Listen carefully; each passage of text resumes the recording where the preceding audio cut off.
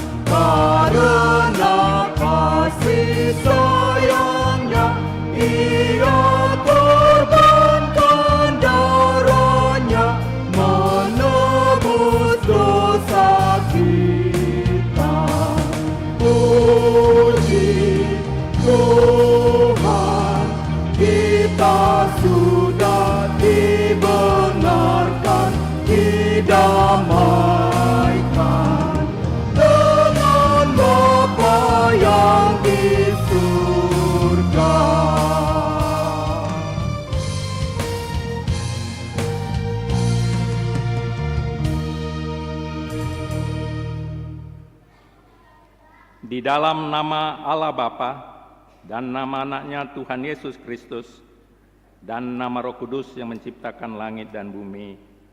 Amin. Sehingga hidupmu layak di hadapannya serta berkenan kepadanya dalam segala hal, dan kamu memberi buah dalam segala pekerjaan yang baik dan bertumbuh dalam pengetahuan yang benar tentang Allah. Beribadalah kepada Tuhan dengan sukacita. Datanglah ke hadapannya dengan sorak-sorai haleluya. Haleluya, haleluya, haleluya.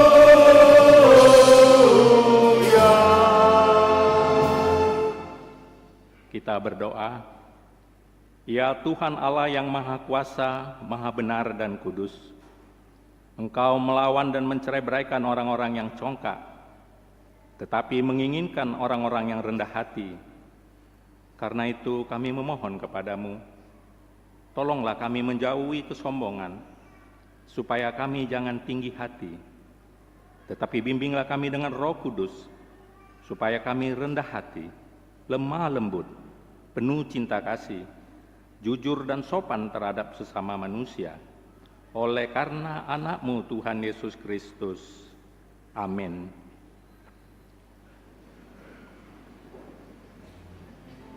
Kita puji Tuhan.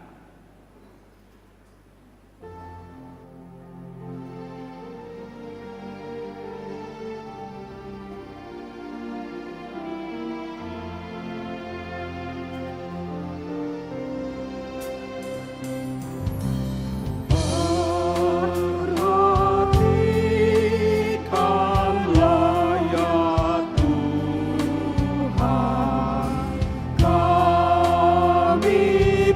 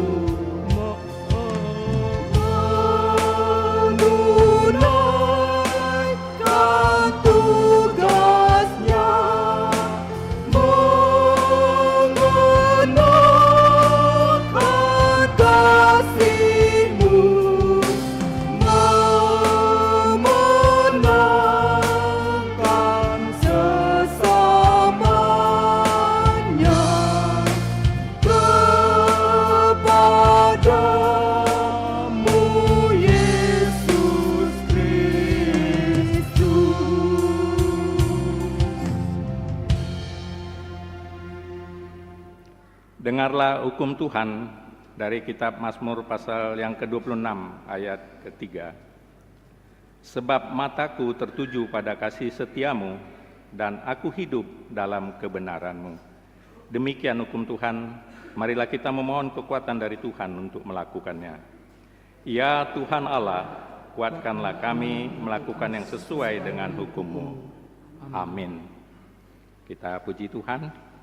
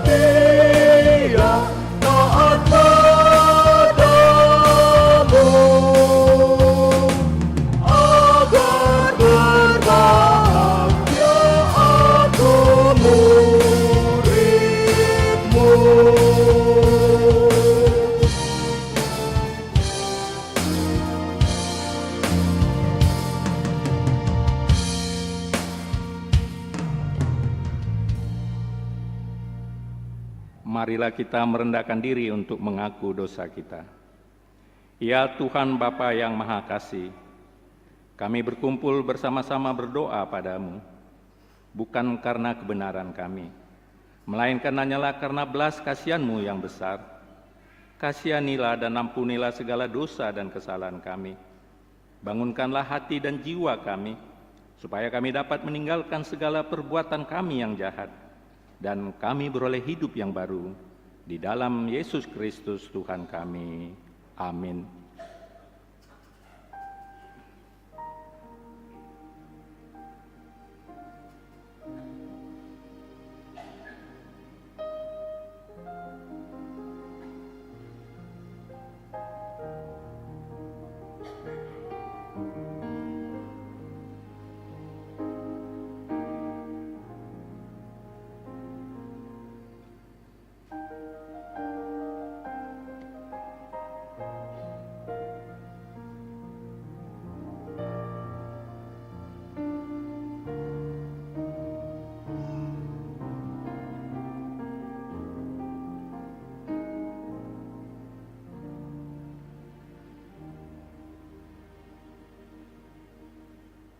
Marilah kita mendengar janji Tuhan tentang pengampunan dosa.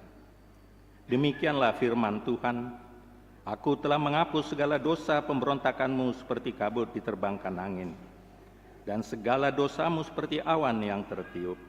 Kembalilah kepadaku, sebab aku telah menebus engkau. Kemuliaan bagi Allah di tempat yang maha tinggi. Amin. Kembali kita memuji Tuhan.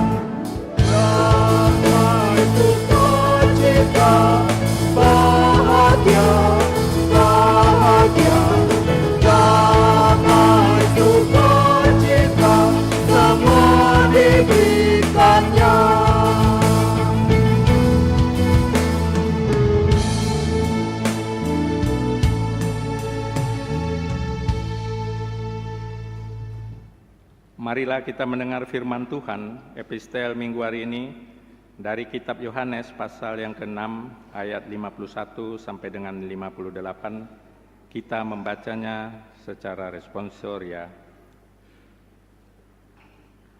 Akulah roti hidup yang telah turun dari sorga. Jikalau seorang makan dari roti ini, ia akan hidup selama-lamanya. Dan roti yang kuberikan itu ialah dagingku, yang akan kuberikan untuk hidup dunia.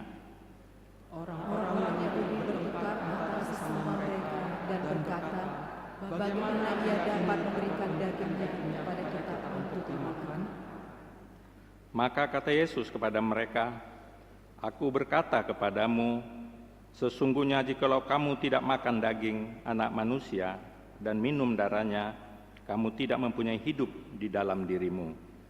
Barang siapa makan dagingku dan minum darahku, ia mempunyai hidup yang kekal, dan aku akan membangkitkan dia pada akhir zaman. Sebab dagingku adalah benar-benar makanan, dan darahku adalah benar-benar minuman. Dan ia tinggal di dalam aku, dan aku di dalam dia. Sama seperti Bapa yang hidup mengutus aku, dan aku hidup oleh Bapa, demikian juga barang siapa yang memakan aku akan hidup oleh aku. Inilah roti yang telah turun dari surga, bukan roti seperti yang dimakan nenek moyangnya, dan mereka telah mati. Barang siapa makan roti ini, ia akan hidup selama-lamanya. Demikian pembacaan firman Tuhan. Berbahagialah orang yang mendengar firman Allah serta memeliharanya. Amin. Kita kembali memuji Tuhan.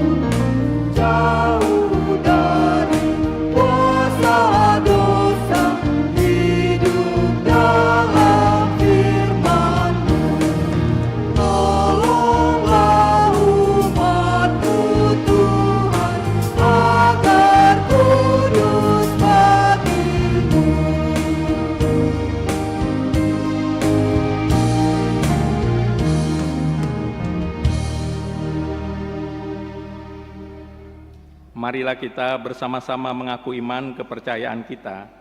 Sebagaimana teman-teman seiman di seluruh dunia, kita bersama-sama mengucapkannya.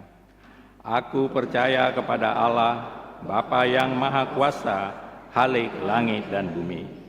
Aku percaya kepada Yesus Kristus, Anak-Nya yang tunggal Tuhan kita, yang dikandung daripada Roh Kudus, lahir dari anak darah Maria, yang menderita sengsara di bawah pemerintahan Pontius Pilatus, disalibkan, mati dan dikuburkan, yang turun ke dalam kerajaan maut.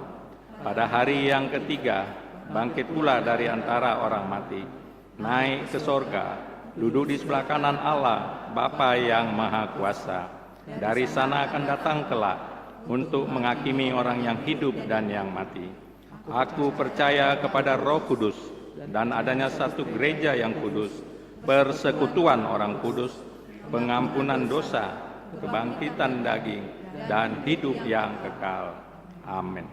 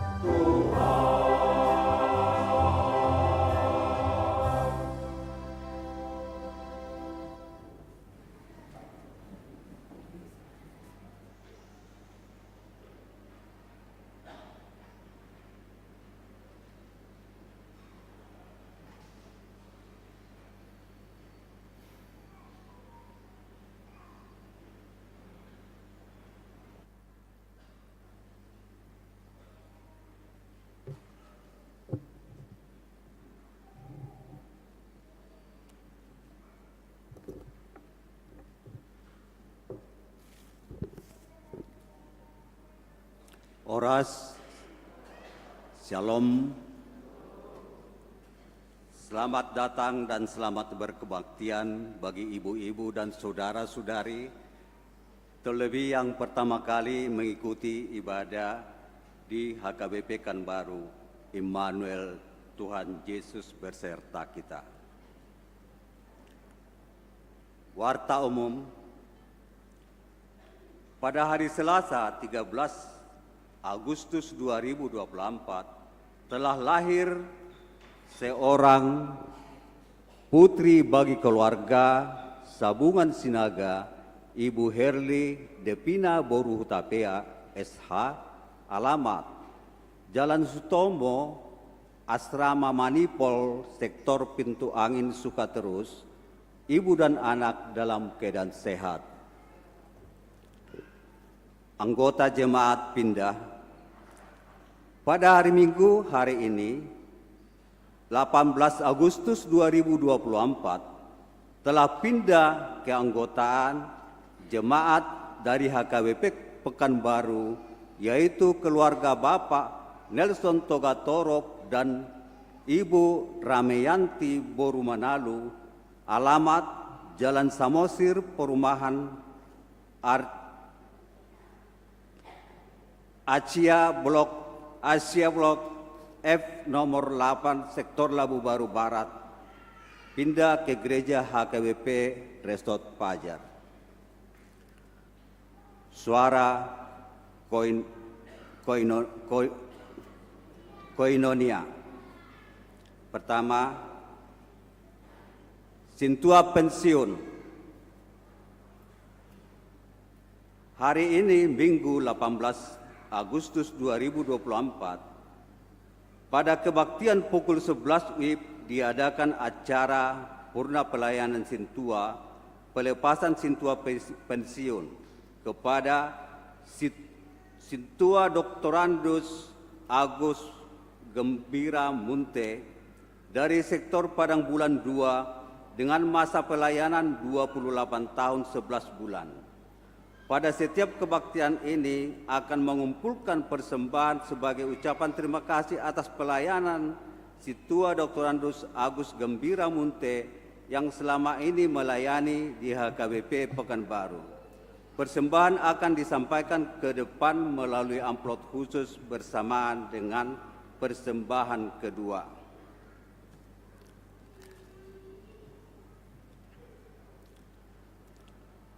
Kebaktian Naposo Bulung. Hari ini Minggu 18 Agustus 2024 diadakan kebaktian Naposo Bulung bertempat di rumah Tessa Sinambela, alamat Jalan Laban nomor 17, Sektor Labu Baru Barat, masuk pukul 19 WIB. Diharapkan kehadiran seluruh Naposo Bulung untuk mengikutinya. Ibadah PHD Gabungan Seksi Perempuan Huria.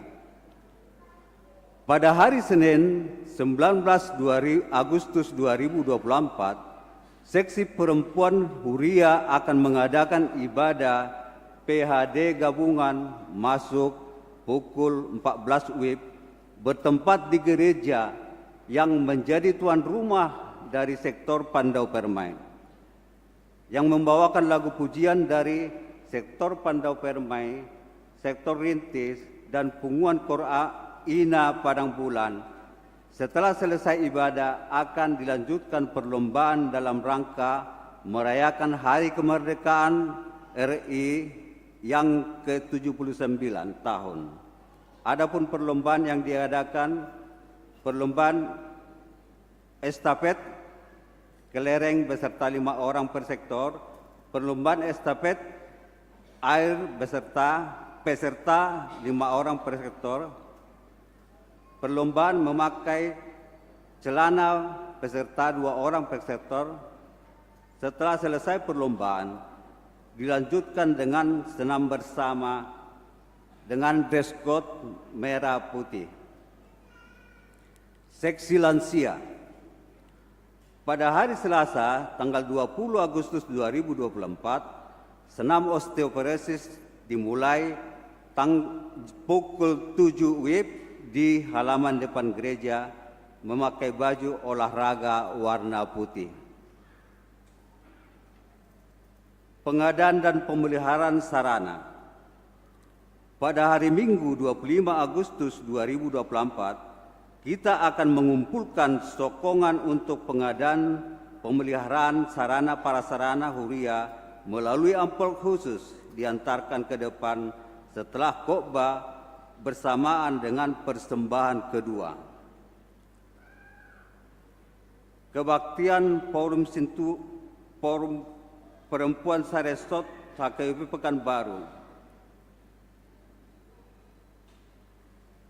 Pada hari Senin 26 Agustus 2024, Forum Perempuan Saresot HKBP Pekanbaru akan mengadakan kebaktian bulanan setempat di HKBP Pekanbaru masuk pukul 12 WIB.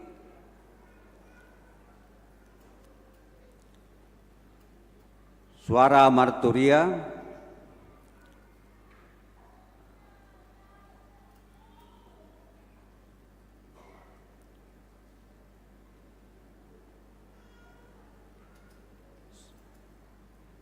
Suara Diakonia, ulang tahun.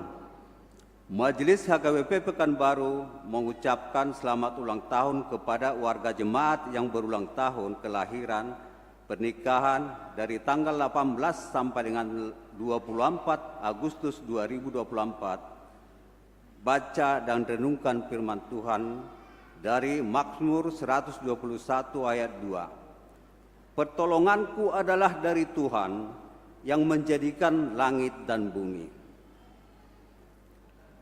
Dana prestasi, persyaratan penerimaan dana prestasi anak-anak jemaat HKBP Pekanbaru tahun 2024 dan 2023. Berkas mulai diterima hari Senin 12 Agustus 2024 dan batas akhir penerimaan berkas pada hari Minggu 25 Agustus 2024 pukul 10 WIB.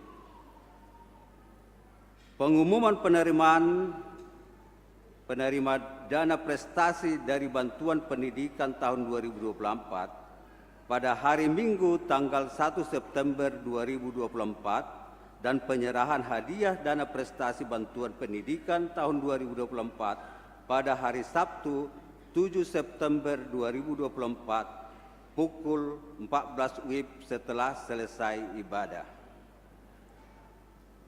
Jemaat yang sakit, kita doakan jemaat yang dalam pemulihan sakit menahun, kiranya Tuhan memberikan kesembuhan, kekuatan, dan kesabaran.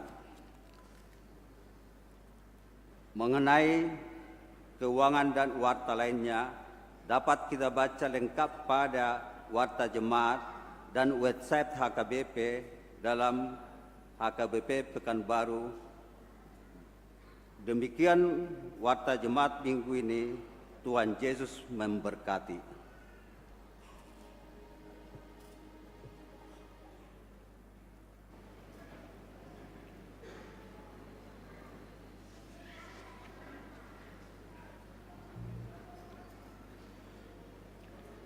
Kita puji Tuhan sambil kita menyerahkan persembahan kita 1A dan 1B.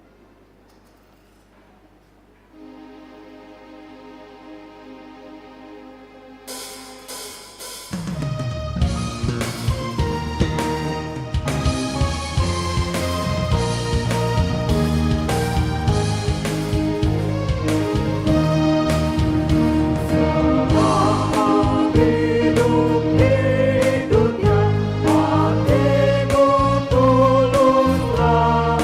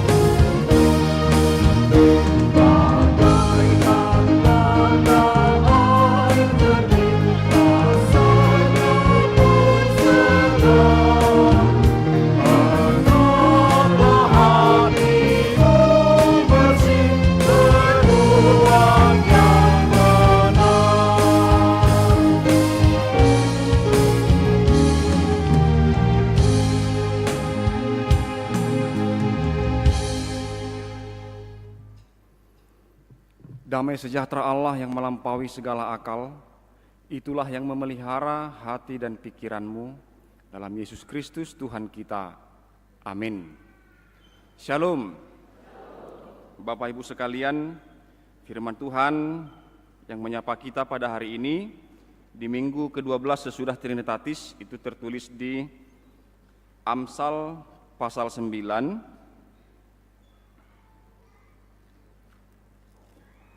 ayat 1 sampai dengan ayat 6. Saya bacakan bagi kita. Kita ikuti dalam hati. Beginilah bunyinya. Hikmat telah mendirikan rumahnya, menegakkan ketujuh tiangnya, memotong ternak sembelihannya, mencampur anggurnya, dan menyediakan hidangannya. Pelayan-pelayan perempuan telah disuruhnya berseru-seru di atas tempat-tempat yang tinggi di kota. Siapa yang tak berpengalaman, singgahlah kemari. Dan kepada yang tak berakal budi, katanya, marilah, makanlah rotiku, dan minumlah anggur yang telah kucampur. Buanglah kebodohan, maka kamu akan hidup, dan ikutilah jalan pengertian. Demikianlah firman Tuhan. Saudara-saudara yang terkasih, Bapak Ibu, dalam nama Tuhan kita Yesus Kristus, tahukah kita bahwa kebodohan dan juga pengertian selalu ada dalam diri setiap manusia secara bersamaan. Apakah sifatnya insidentil, temporer, atau bahkan permanen? Keduanya ada dalam saat yang bersamaan. Bahkan seorang profesor matematika, saya pikir juga ya, seperti Bapak Profesor Yohanes Surya, kalau ditanya secara tiba-tiba bahan-bahan dan cara membuat bulu gulung, atau janganlah bulu gulung, cara membuat onde-onde, saya pikir beliau akan terkejut dan gak tahu menyebutkannya, bahan-bahannya. Maka secara insidentil itu adalah kebodohan. Setuju enggak Bapak Ibu itu disebut kebodohan? Ya kan bukan bidangnya, memang bukan bidangnya. Maka sebenarnya bodoh dan pintar itu atau memiliki pengertian itu harusnya diklasifikasikan dengan cara tertentu karena keunikannya. Maka tidak ada orang yang pintar mutlak ataupun bodoh mutlak. Pernah juga ada seorang pendeta doktor teologi sedang membaca buku. Jadi istrinya mau keluar, entah mau kemana. Jadi dia bilang, Pak, nanti kalau mau makan rebus aja telur. Lihat jamnya ya, 15 menit katanya. Jadi sambil membaca dia lihat jam. Setelah istrinya pergi, dia pergi ke dapur, lalu dia rebus jamnya. Padahal dia seorang doktor. Apakah itu bodoh atau pintar? Itu relatif, unik, dan harus dipahami dari berbagai sudut. Nah, Bapak Ibu sekalian, maka sebenarnya pengklasifikasian itu harus dilakukan untuk semua orang. Maka tidak bolehlah ada orang yang terlalu merasa pintar. Bahkan untuk hanya satu bidang saja pun yang dia kuasai, dia tidak perlu merasa. Atau sampai bahkan merendahkan orang lain, tidak perlulah. Nah, maka saya mengingat kata-kata seorang guru saya dulu, Pendeta Bonar Nababan. Otodo jolumai diha otoonna, pistardo diha pistaranna, ido kuncina. Nah, Bapak Ibu sekalian, saudara-saudara yang terkasih dalam nama Tuhan kita Yesus Kristus, kita sekarang sedang membahas tentang pengertian. Pengertian seperti apa yang kita harapkan sekarang mau Tuhan sampaikan kepada kita. Apakah pengertian yang bisa mengerti segalanya? Saya pikir tidak ya. Dan itu tidak mungkin, hampir tidak mungkin karena keterbatasan kita sebagai manusia. Manang nabu HP, 100 hari diajari hamu kamata cara memasang maskara atau colak dang nala waktu sanai. Bukan karena tidak punya nalar atau intelektual, tapi berhubungan juga dengan minat dan tertarik. Jadi sampai berapa banyak pun diajari nggak akan mau mengerti. Nah, sekarang bagaimana kita memahami pengertian yang dimaksudkan oleh Amsal 9 ayat 1 sampai 6 di sini. Maka marilah kita membagi pertama sekali Amsal ini, nas khotbah ini menjadi 3 bagian. Di ayat 1 sampai 3 itu adalah pekerjaan Allah yang berhubungan dengan persiapan-persiapannya, yang dengan kasihnya mengundang umat manusia. Lalu bagian kedua ayat 4 sampai dengan 6 itu undangan itu sampai kepada manusia. Maka saya mau lihat begini.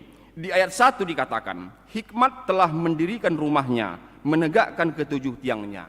Kita lihat penulis Amsal Salomo mempersonifikasi hikmat itu. Jadi hikmat itu bukan lagi konsep, bukan lagi sebuah kualitas,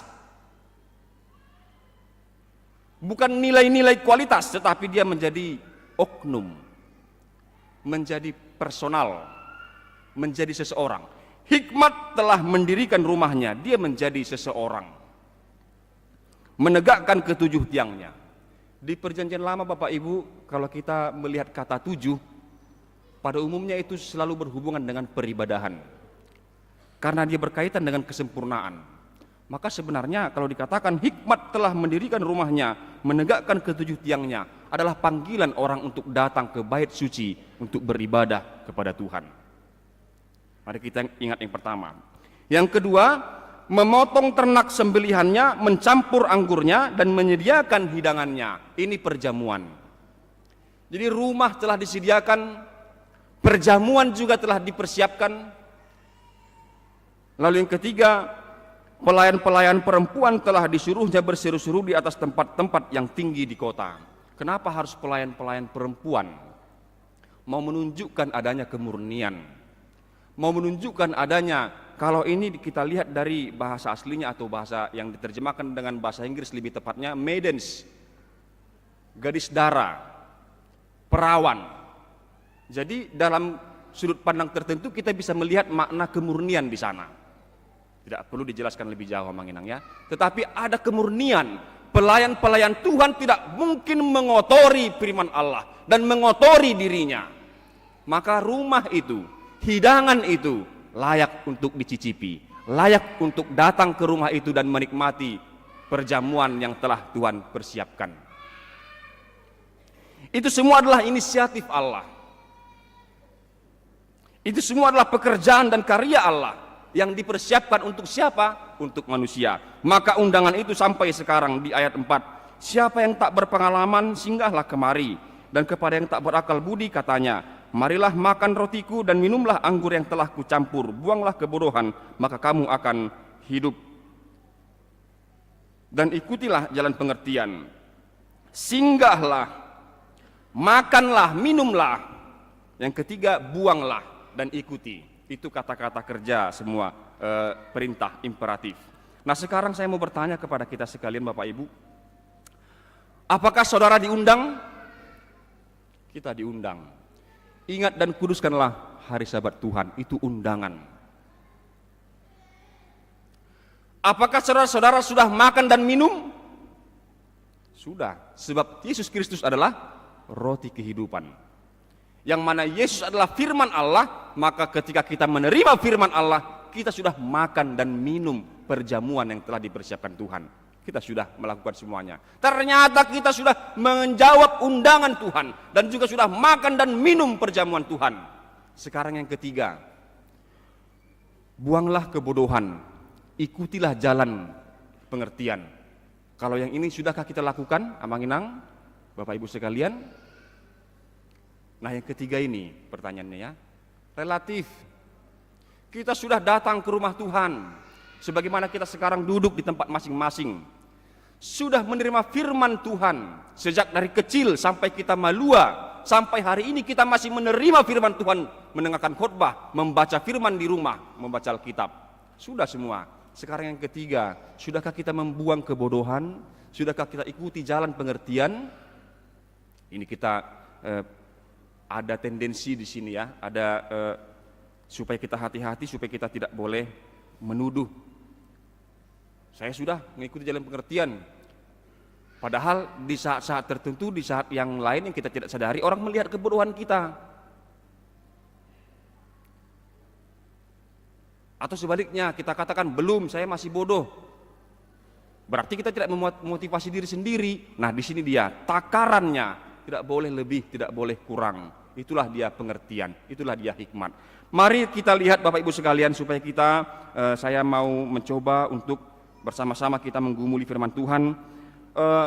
Banyak larangan di taman, ya, banyak larangan di taman. Jadi contohnya larangan itu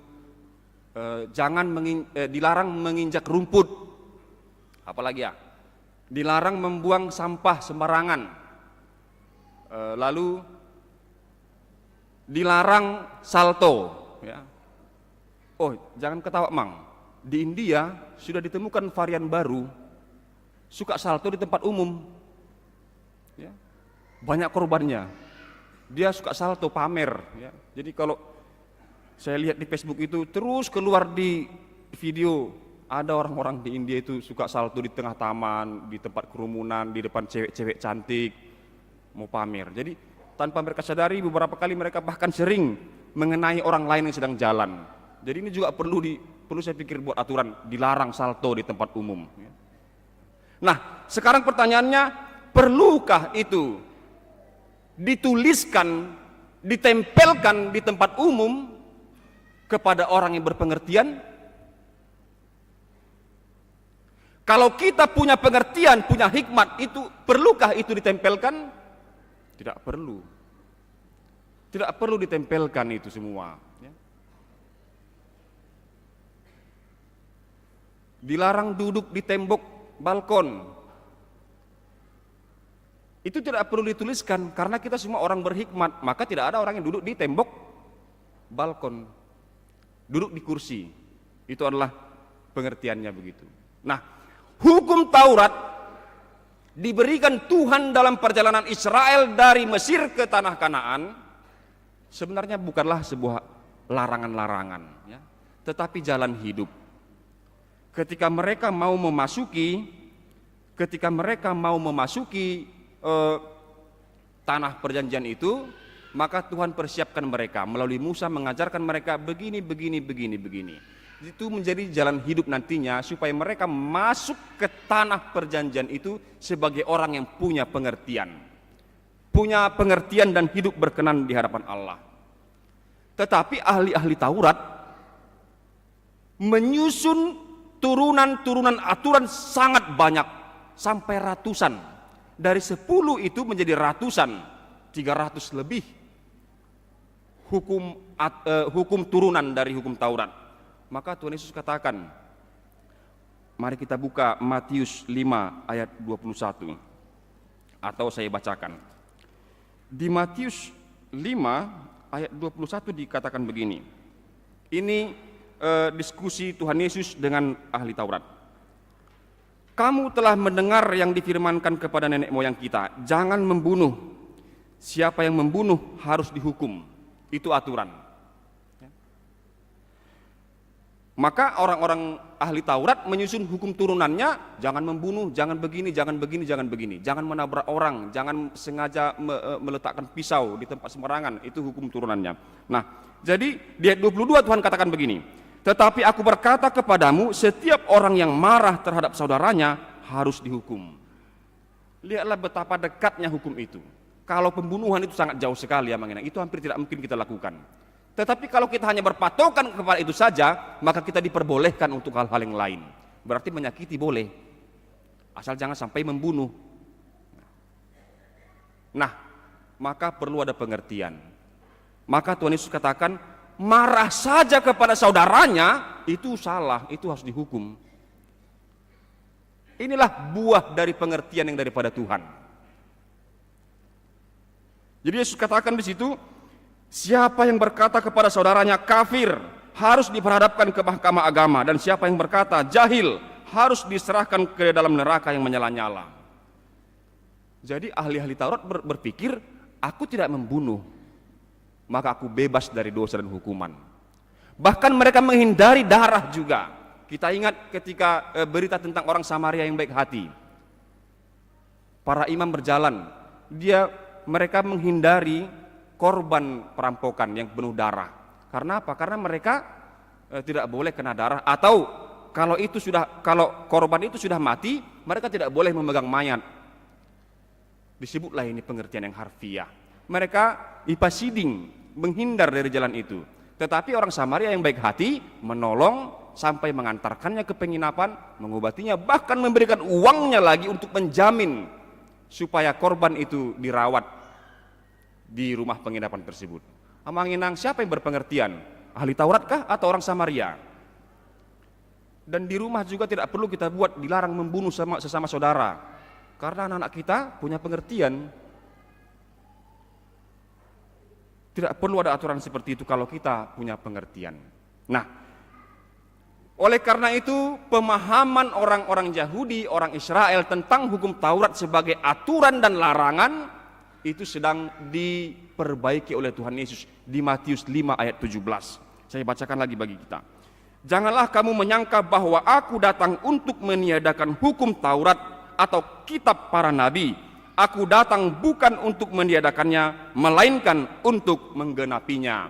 Di dalam Yesus Kristuslah hukum Taurat itu.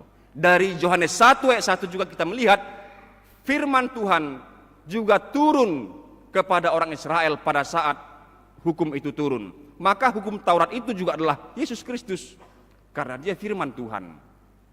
Maka pada hari ini di Matius 5 ini Tuhan mau menyatakan, akulah hukum itu. Maka orang-orang yang tinggal di dalam Yesus adalah orang-orang yang hidup dalam pengertian dan punya jalan hidup sesuai dengan kehendak Allah.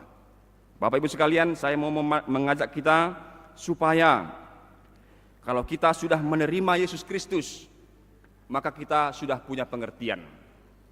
Kalau Bapak Ibu kita semua sudah menerima Yesus Kristus sebagai firman Tuhan, sebagai roti kehidupan, maka kita sudah punya pengertian. Orang yang punya pengertian mampu melarang diri sendiri, mampu juga mendorong diri sendiri. Jadi tidak perlu ada tulisan dilarang menginjak rumput, dilarang buang sampah sembarangan, dilarang salto. Orang berpengertian mampu melarang diri sendiri. Orang yang punya pengertian juga mampu untuk mendorong diri sendiri. Kasihi sesamamu, kasihi Allah, kasihi dirimu sendiri, kasihi saudaramu. Bukan karena kita tidak membunuh saudara kita mengikuti hukum Taurat, tetapi bagaimana kita mengasihi dia. Kan tidak saya bunuh saudara kita, HP saudaranya sudah sekarat, butuh pertolongan segera, tapi tidak ditolong, yang penting tidak saya bunuh. Bapak Ibu sekalian, pengertian inilah yang Tuhan Yesus ajarkan juga melalui teladan yang dia berikan melalui hidupnya. Maka karena kita sudah menerima perjamuan Tuhan, sudah menjawab undangannya, sudah datang kepada Tuhan, memakan roti kehidupan, sekarang mari kita tinggalkan kebodohan dan juga ikuti jalan pengertian. Apapun yang Tuhan kehendaki kita selami, apapun yang berkenan di hadapan Tuhan kita latih diri kita. Maka saya mau melihat implikasinya amanginangnya. Jadi ada juga orang-orang yang menjawab undangan Tuhan, datanglah, rumah sudah kudirikan, beribadahlah, tetapi tidak mau memakan perjamuan Tuhan. Dengan arti kata, orang tidak menerima Kristus dalam hidupnya. Dia boleh Kristen tetapi tidak menerima Kristus dalam hidupnya, tidak membiarkan firman bekerja dalam hidupnya, maka dia akan jauh dari pengertian. Indikatornya apa? Kalau dia masih membenci saudaranya. Indikatornya apa lagi? Kalau dia masih belum mampu melarang dirinya untuk hal-hal yang tidak berkenan bagi Allah. Apalagi kalau dia tidak mampu mendorong dirinya untuk melakukan hal-hal yang berkenan bagi Allah. Dia tidak punya pengertian. Amanginang, mari kita miliki pengertian, kita latihlah diri kita. Memang itu pastilah berat karena keterbatasan kita, tetapi selama kita diizinkan masih hidup, kita berusahalah sekuat mungkin, sekuat tenaga untuk hidup berkenan di hadapan Allah. Kasihi Allah, kasihi sesama dan diri sendiri, itulah pengertiannya. Aturan-aturan yang ada, itulah inti daripada semuanya. Hukum yang terutama, patik raya.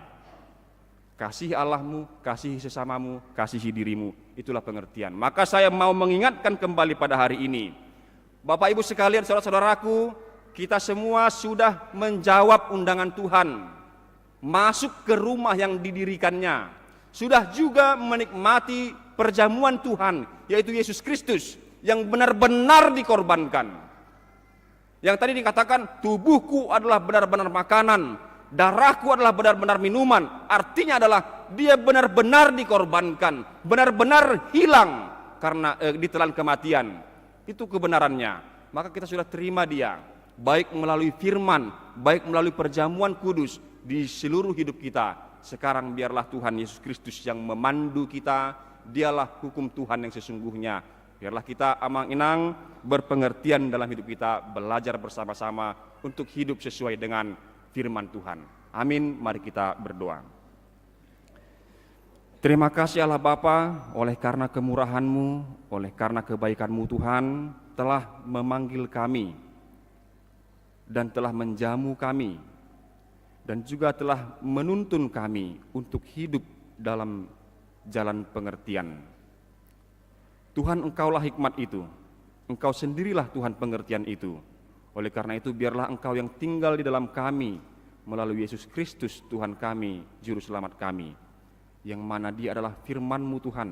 Oleh karena itu biarlah firman-Mu yang memenuhi hidup kami, hati dan pikiran kami. Biar kami Tuhan dapat mengatasi segala kelemahan kami dan juga kekurangan kami. Firman-Mu lah Tuhan yang menambahkan pengertian bagi kami. Kami tahu Tuhan, kami terpaku pada aturan-aturan yang dibuat oleh manusia yang terkadang tidak menunjukkan kehendak-Mu yang sesungguhnya. Oleh karena itu biarlah Roh-Mu Tuhan yang menambahkan pengertian bagi kami, memberi hikmat supaya kami senantiasa dapat melakukan yang berkenan di hadapan-Mu. Biar kami Tuhan juga mampu menjauhkan diri kami dari segala yang jahat yang tidak Engkau kehendaki. Terima kasih Bapa, berkatilah juga gereja-Mu agar senantiasa setia menyampaikan firman-Mu dengan murni. Berkati juga jemaat-Mu Tuhan dan para pelayan agar senantiasa setia hidup dalam firman-Mu, berjalan di dalam firman-Mu. Terima kasih Tuhan, kami percaya jika kami hidup dalam firman-Mu, maka kami akan berjalan di jalan yang benar, di jalan yang penuh dengan pengertian. Tolonglah kami Tuhan dalam kehidupan kami sehari-hari menghadapi berbagai pergumulan dan juga mencari pengertian, karena banyak pertanyaan Tuhan dalam pikiran kami, kenapa kami begini, kenapa kami begitu. Tetapi biarlah Tuhan kasih karunia-Mu tetap menyertai kami melalui firman-Mu dan tetap menuntun kami di jalan yang benar. Terima kasih Tuhan, ampunilah dosa-dosa kami, berkatilah juga Tuhan segala pekerjaan kami agar kami layak di hadapan-Mu. Di dalam Yesus Kristus kami berdoa dan mengucap syukur. Amin.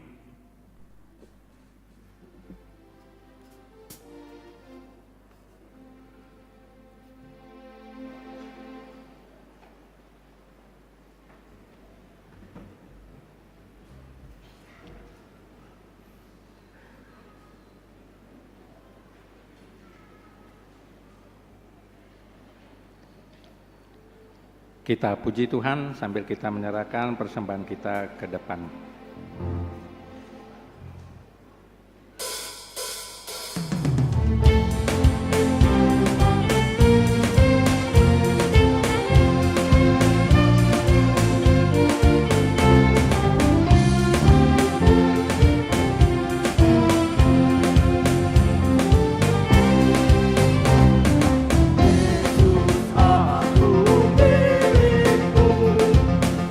Yang ada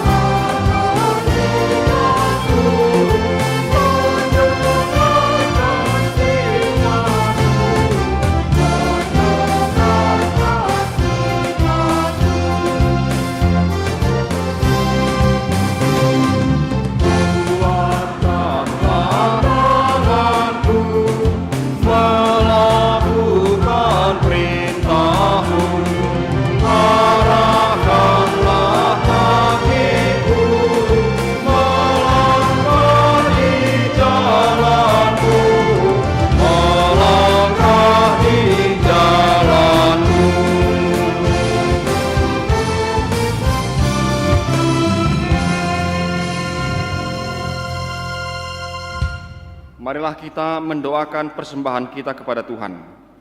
Ya Allah Bapa kami yang di sorga, kami mengaku bahwa Tuhan adalah sumber dari segala karunia yang melimpah dalam kehidupan kami masing-masing.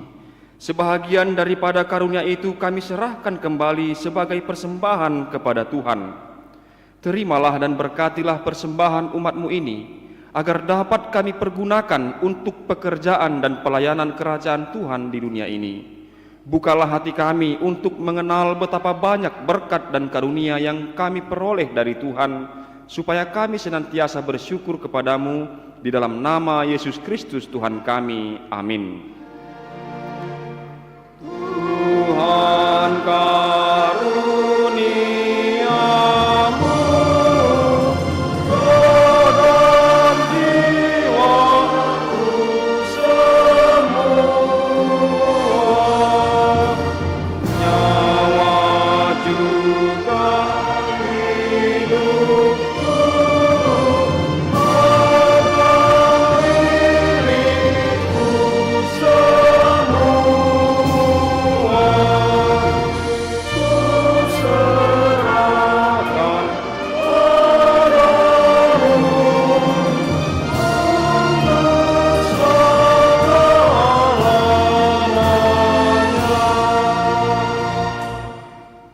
Bapa kami yang di surga, dikuduskanlah namamu. Datanglah kerajaanmu, jadilah kehendak-Mu di bumi seperti di surga. Berikanlah kami pada hari ini makanan kami yang secukupnya, dan ampunilah kami akan kesalahan kami, seperti kami juga telah mengampuni orang yang bersalah kepada kami. Dan janganlah membawa kami ke dalam pencobaan, tetapi lepaskanlah kami daripada yang jahat.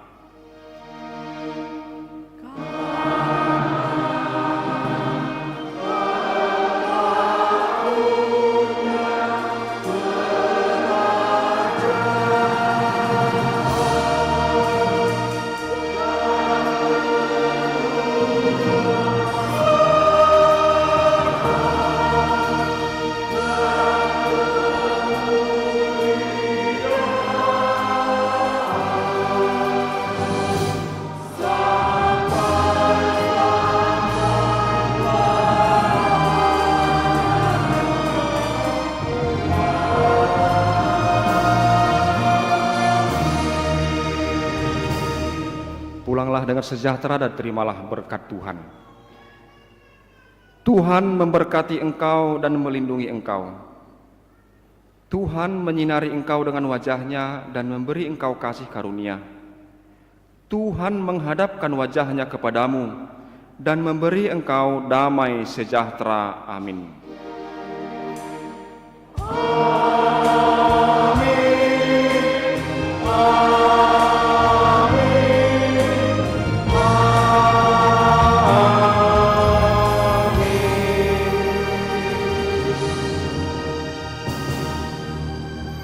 Selamat hari Minggu bagi kita semua.